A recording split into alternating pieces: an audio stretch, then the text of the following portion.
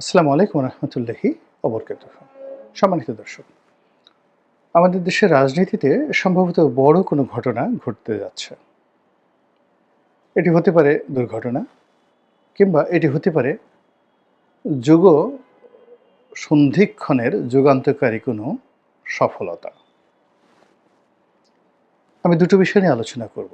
আপনারা যেভাবে ভালো মনে করেন বা যেভাবে আপনাদের বিবেকে যাকে বলা হয় এটাকে সাড়া দেয়, ঠিক সেভাবেই আপনারা সিদ্ধান্ত নিতে পারবেন।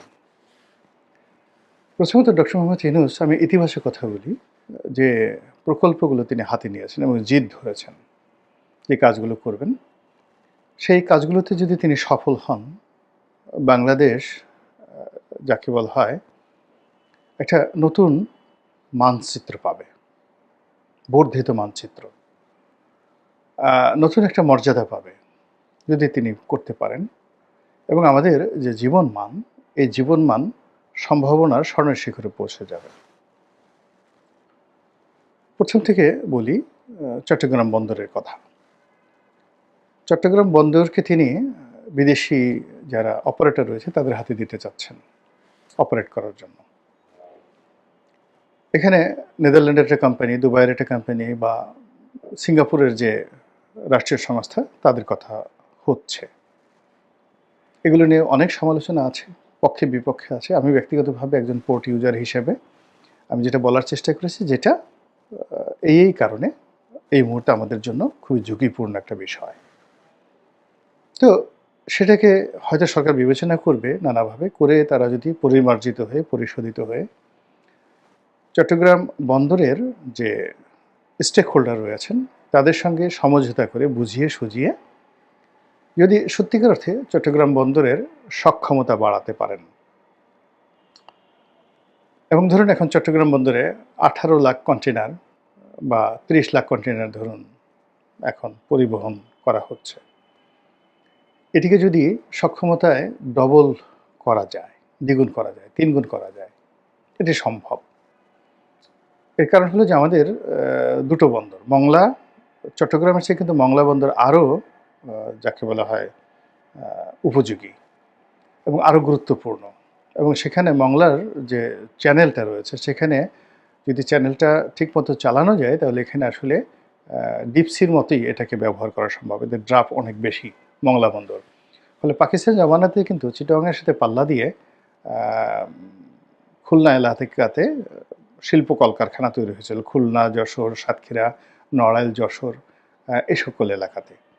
এবং চট্টগ্রাম বেল্টের শিল্প কলকারখানার চাইতে খুলনা বেল্টের শিল্প কলকারখানা কোনো অংশে কিন্তু কম ছিল না। কিন্তু আমরা সেই বন্দরটা আসলে, চালনা বন্দরটাকে ওইভাবে সংরক্ষণ করতে পারিনি। বিভিন্ন কারণে সেটাকে স্বাধীনতার পরে গুরুত্ব দেওয়া যায়নি। এর মূল কারণ ছিল আইনশৃঙ্খলার অবনতি, অর্থাৎ পূর্ব বাংলার সর্বহারা পার্টি, জাসদ থেকে শুরু করে সব কিছু, পদ্মার ওপারের যে পরিবেশ পরিস্থিতি, এটা ভীষণ রকমভাবে মানে অবনতি হতে থাকে। এর ফলে ব্যাংকিং ব্যবস্থা, বিমা ব্যবস্থা থেকে শুরু করে লেবার সংকট সব মিলিয়ে ওই অঞ্চলে যে শিল্প কলকারখানা মার খায়। পদ্মা সেতু তৈরি হওয়ার পর এখন আমাদের আসলে সেই যাকে বলা একটা নতুন সম্ভাবনা তৈরি হয়েছে মংলা বন্দরকে কেন্দ্র করে।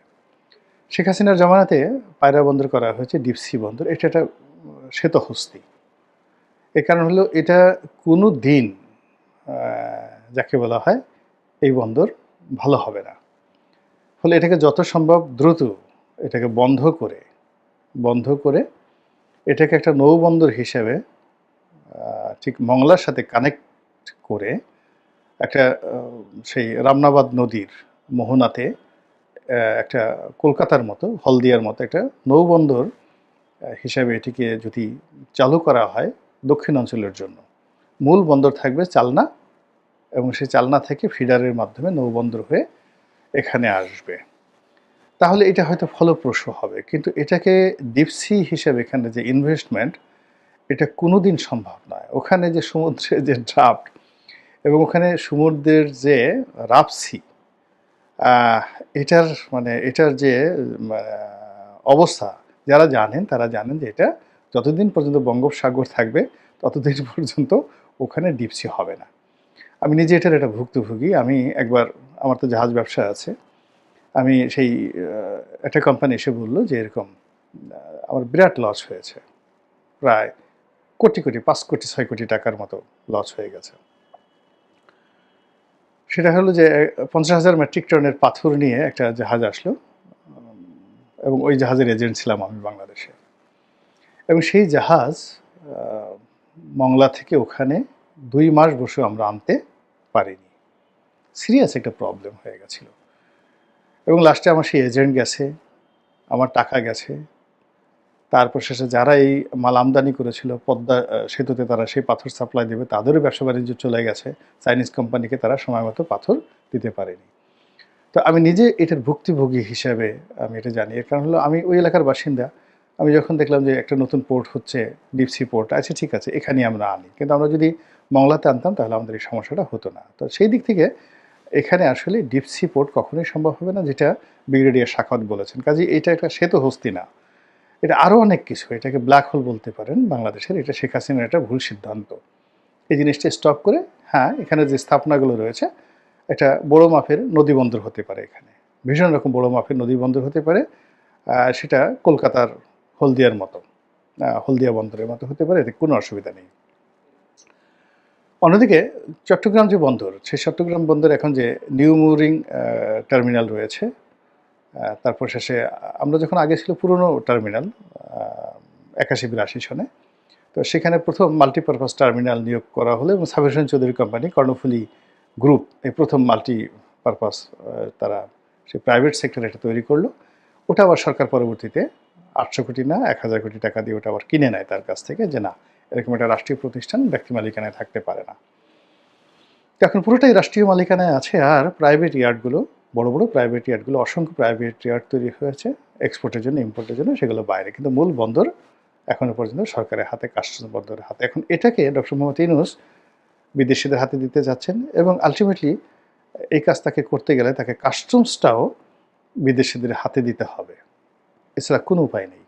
ওখানে মানে ট্যাক্সেশন, তারপর শেষে ওখানে যা কিছু আছে, এর কারণ হলো যত রকম ওখানে সেশন জট হয়, যানজট হয়, যা কিছু হয়, এর মধ্যে বন্দর যদি 10% জড়িত থাকে, 90% থাকে কাস্টমস। এটাকে যদি তিনি ওভারকাম করে সিঙ্গাপুরের মতো, হংকংয়ের মতো, যেখানে একটা ৫,০০০ কন্টেনার নিয়ে আসে একটা জাহাজ, মোটামুটি ৭-৮ ঘন্টার মধ্যে যেখানে আনলোড করা হয়, তো সেখানে এরকম একটা জাহাজ আমাদের বন্দরে ভিড়তেই অনেক সময় ৭-৮ দিন সময় লাগে, ৭-৮ ঘন্টা লাগে হলো ডিসচার্জ করতে। আর এখানে বার্থিং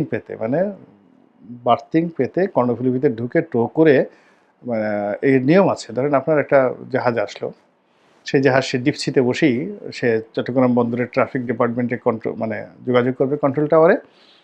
তারপরে তাকে অনুমতি দেওয়া হবে, বার্থিং পারমিশন দেওয়া হবে। এরপর তাকে টো করে টেনে সেই চট্টগ্রাম বন্দর কর্তৃপক্ষ, ট্রাফিক বিভাগ আনবে।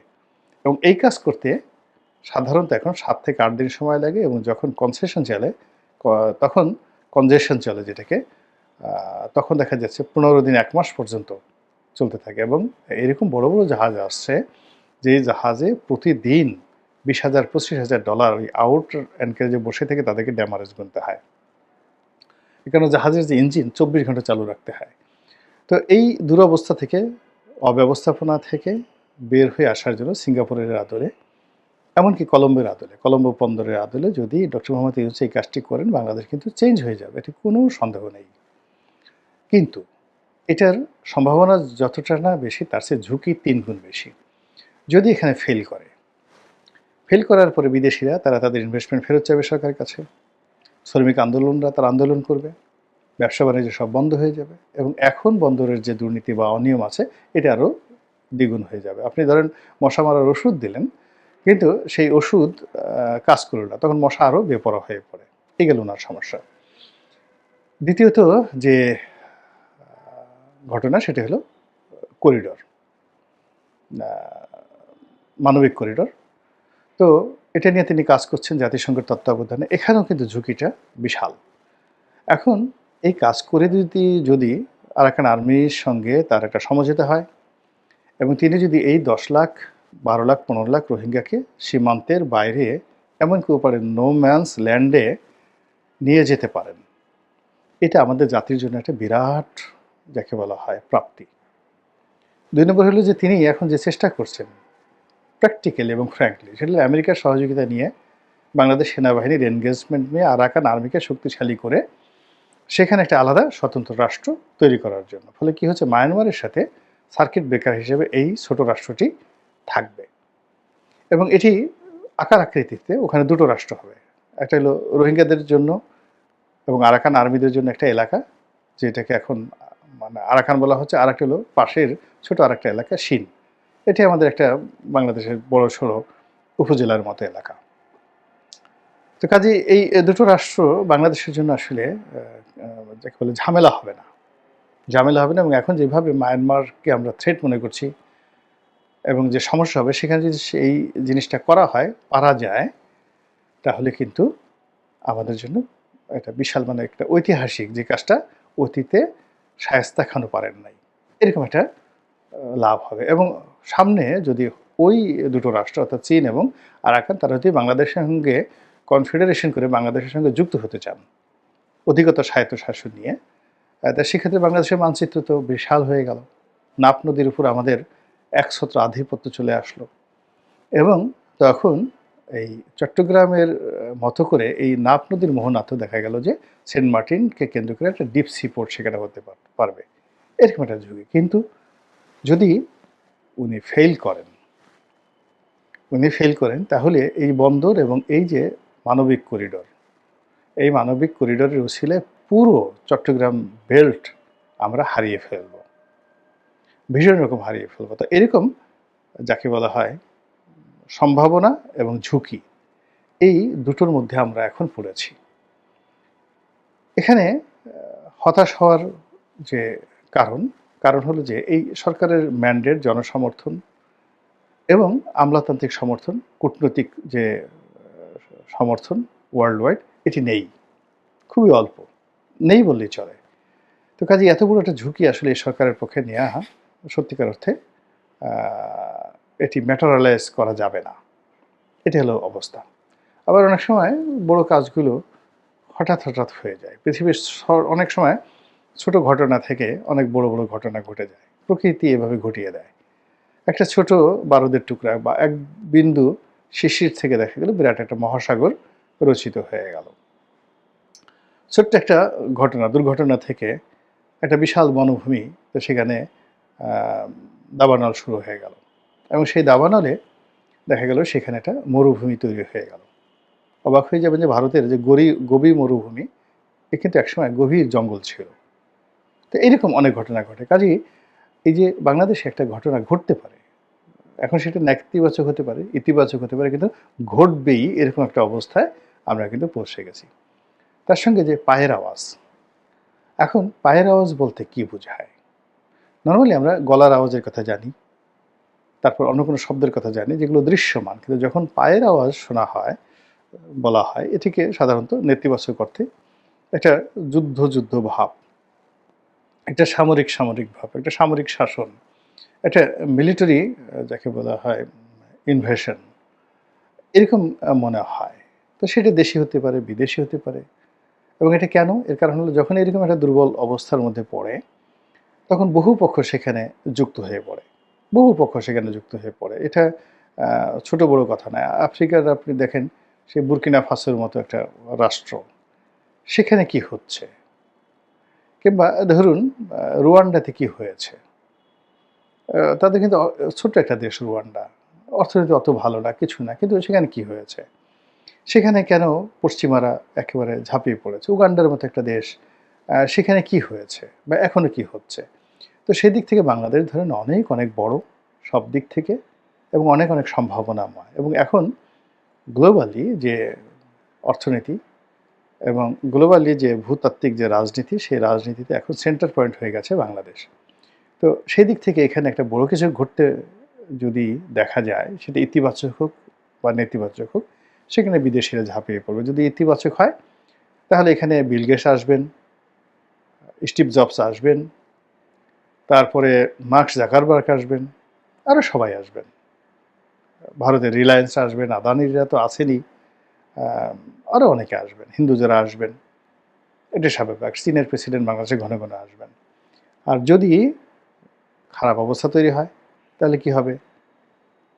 লাদেন বাহিনী আসবে, তারপর আল কায়দা আসবে, আইএস আসবে, হিজবুত তাহরির আসবে, গোলাবারুদ আসবে, AK-47 আসবে, ফেন্সিডিল আসবে, গাঁজা আসবে, ইয়াবা আসবে, আরও কত কি, মারিজুয়ানা আসবে, হেরোইন আসবে, সাপ আসবে, ব্যাঙ আসবে, বেজি আসবে, সান্ডাও আসবে, আর কফিলও আসবে। কাজে এরকম একটা জটিল অবস্থায় সতর্ক হওয়া ছাড়া আর দোয়া প্রার্থনা করে